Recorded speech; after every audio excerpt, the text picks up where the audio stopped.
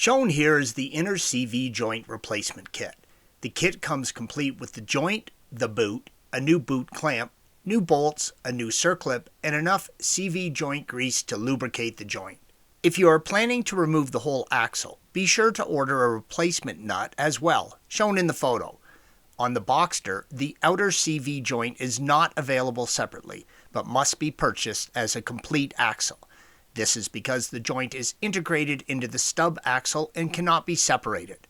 If the boots are damaged and leaking, then you should replace them because dirt and debris can find their way inside.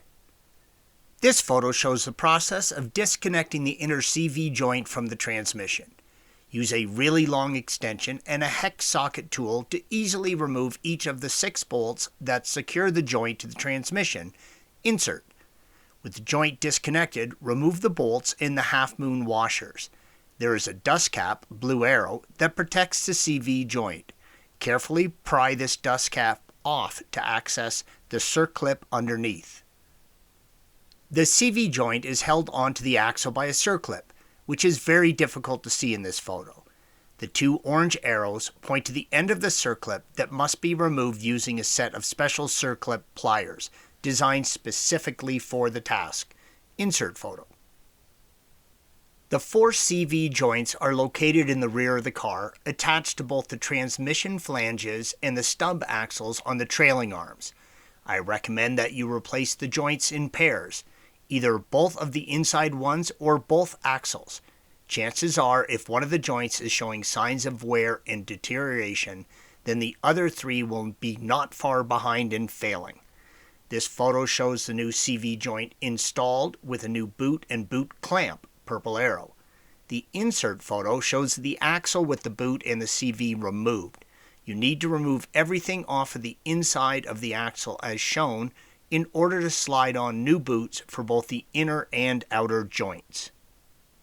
If you are replacing the entire axle, then you need to remove the outer axle nut, yellow arrow. This is best done with the car on the ground by placing a long breaker bar on the nut while the wheel holds it steady. Pry off the small inner hubcap to gain access to this nut while the wheel is still on the ground. If you have an impact driver, this also can work. There are 2 methods you can use to remove the axle from the car. You can remove the wheel bearing carrier as detailed in our article on wheel bearing replacement, and you can find that by following the link provided at the end of this video. Or you can drop down on the rear sway bars and exhaust to gain enough clearance to remove the axle. Unless I'm planning on doing some major work on the brake calipers or the wheel bearing, I prefer to drop down the exhaust to gain enough clearance. As you can see in this photo, the exhaust pipe, blue arrow, is getting in the way of dropping down the axle.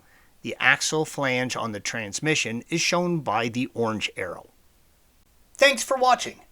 Be sure to subscribe to our channel and check out another video in this series.